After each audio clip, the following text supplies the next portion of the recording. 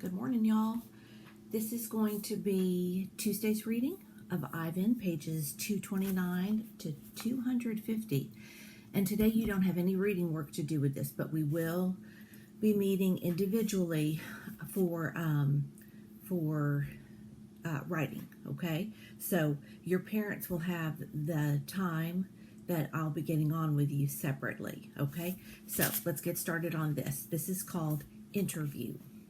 This evening, a man and woman came to interview Mac and also George and Julia. The man had a large and heavy camera perched on his shoulder. He films me as I make my pictures. He films Ruby in her cage with her foot roped to the bolt in the floor. Mind if I take a look around? He asks. Mac waves a hand. Be my guest. While Mac and the woman talk, the cameraman walks through the mall. He pans his camera right and left, up and down. When his eyes fall on the claw stick, he stops. He trains his camera on the gleaming blade. Then he moves on. The early news. Mac turns on the news, on the TV. We are on the early news at 5 o'clock. Bob says, don't let it go to my head. There we all are, Mac, Ruby, me, George, and Julia. The billboard, the mall, the ring, and the claw stick. Signs on sticks. In the morning, several people gather in the parking lot. They're carrying signs on sticks. The signs have words and pictures on them. One has a drawing of a gorilla cradling a baby elephant. I wish I could read. Protesters. More people with signs come today. They want Ruby to be free. Some of them even want Mac to shut down the mall. Okay, and here's the picture of all of the different signs. Okay. In the evening, George and Mac talk about them. Mac says they're protesting the wrong guy. He says they're going to ruin everything. He says, thanks for nothing, George. Mac stomps off. George, holding his mop, watches him leave. He rubs his eyes. He looks worried. Dad, Julia says, looking up from her homework, you know what my favorite sign was? George asks. Which one? The one that said, elephants are people too.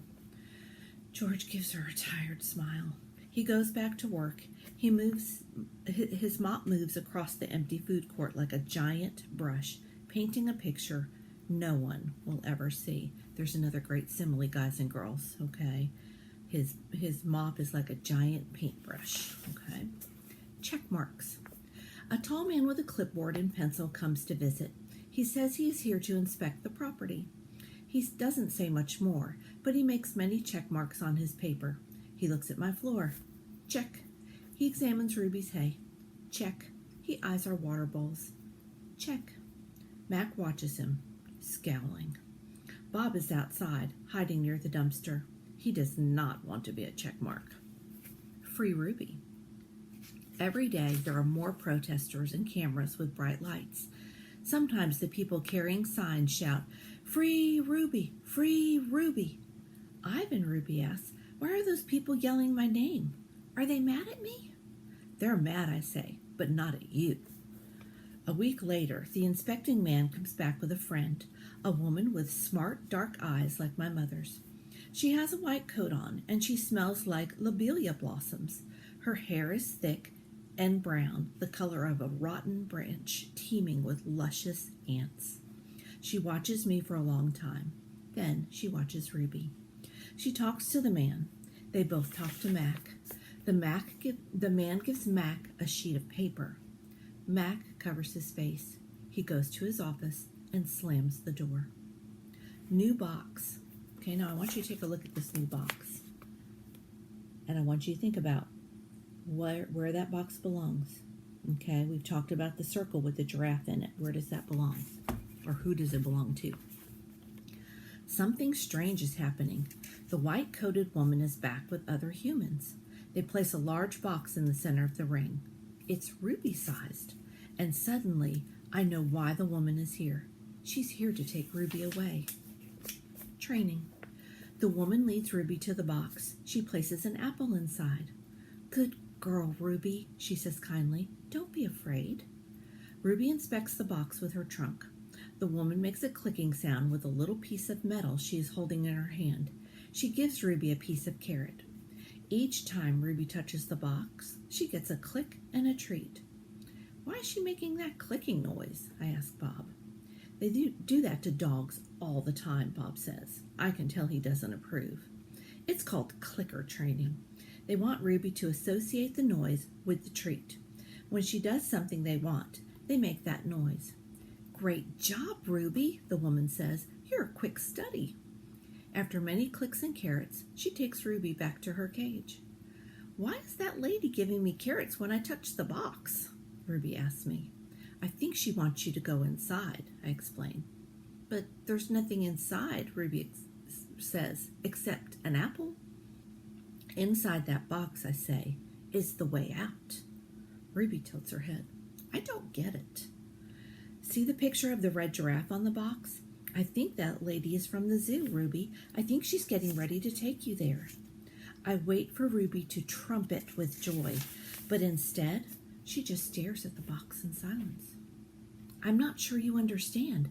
That box might be taking you to a place where there are other elephants, I say. A place with more room and humans who care about you. But even as I say these words, I remember with a shudder the last box I was in. I don't want a zoo, Ruby says. I want you and Bob and Julia. This is my home. No, Ruby, I say. This is your prison. Poking and prodding. The lady comes again. She brings an animal doctor with an awful smell and a dangerous-looking bag. He spends an hour with Ruby, poking and prodding. He looks at her eyes, her feet, her trunk. When he's done with Ruby, he enters my cage. I wish I could hide under, not tag like Bob. Instead, I do a nice, loud chest beat, and after a moment, the doctor retreats. We're going to need to put this one under, he says. I'm not quite sure what he means, but I strut around my cage, feeling victorious anyway. No painting. No one asks me to paint today. No one asks Ruby to perform. There are no shows, no visitors, unless you count the protesters. Max stays in his office all day. More boxes. I wake up from a long morning nap. Bob is on my belly, but he isn't asleep. He's watching the ring where 4 men are placing a large metal box. It's me-sized. What's that? I ask, still blurry from sleep. Bob nuzzles my chin. I believe that box is for you, my friend. I'm not sure what he means. Me? They brought in a bunch of boxes while you were sleeping. Looks to me like they're taking the whole lot of you, he says casually, licking a paw. Even Thelma. Taking, I repeat. Taking us where? Oops, sorry guys. Well, some to the zoo probably, others to an animal shelter where humans will try to find them homes. Bob shakes himself. So, I guess all good things must come to an end, huh? His voice is bright, but his eyes are far away and sad. I'm going to miss your stomach, big guy. Bob shuts his eyes. He makes an odd noise in his throat. But what about you? I ask. I can't tell if Bob's just pretending to sleep, but he doesn't answer. I gaze at the huge, shadowy box, and suddenly I understand how Ruby feels. I don't want to go into that box. The last time I was in a box, my sister died. Goodbye. When George and Julia come that night, George doesn't get his mop or his broom. He gathers up his tools and belongings while Julia runs to my cage. This is my last night, Ivan, she says, and she presses her palm to my glass. Mac fired my dad. Tears slip down her cheeks. But the zoo lady said that maybe they'll have an opening there in a while, cleaning cages and stuff. I walk to the glass that separates us. I put my hand where Julia's is, palm to palm, finger to finger. My hand is bigger, but they're not so very different. I'm going to miss you, Julia says, and Ruby and Bob. But this is a good thing. Really it is. You deserve a different life. I stare into her dark eyes and wish I had words for her. Sniffling, she goes to Ruby's cage. Have a good life, Ruby, she says. Ruby makes a little rumbling sound. She puts her trunk between the bars and touches Julia's shoulder. Where is Bob anyway? Julia asks. She looks around, under tables, in my cage, by the trash can. Dad, she calls, have you seen Bob? Bob? Nope, George says. Julia's brow wrinkles. What's going to happen to him, Dad? What if Max shuts down the whole mall?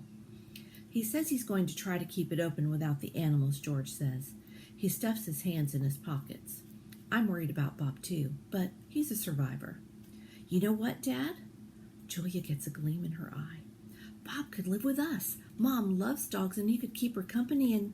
Jules, I'm not even sure I have a job yet. I may not even be able to feed you, let alone some mutt.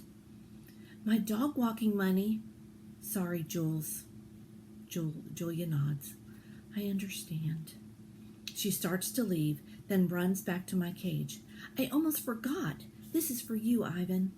She slips a piece of paper into my cage. It's a drawing of Ruby and me. We're eating yogurt raisins. Ruby is playing with another baby elephant, and I'm holding hands with a lovely gorilla. She has red lips and a flower in her hair. I look as I always do in Julia's pictures, like an elegant fellow. But something is different about this drawing. In this picture, I'm smiling. And here's that picture. So Julia is predicting that he is going to meet a girl gorilla and that they will fall in love. And then you see Ruby back there playing with another elephant. Click. The door to my cage is propped open. I can't stop staring at it. My door. Open. The giant box has been moved and it's open too. The humans have pushed it up against my doorway. If I walk through my door, I enter their box. The zoo lady, whose name is Maya, is here again. Click, yogurt raisin. Click, tiny marshmallow. Click, ripe papaya. Click, apple slice. Hour after hour. Excuse me. Click after click. I look over at Ruby. She waits to see what I will do. I touch the box. I sniff the dark interior where a ripe mango awaits. Click, click, click. I have to do it. Ruby is watching me from between the bars of her cage, and this box is the way out. I step inside. Okay, tomorrow we're going to find out what happens to Ivan after he steps inside that box, okay? And we'll talk about this today when we meet. I'll talk to you guys later.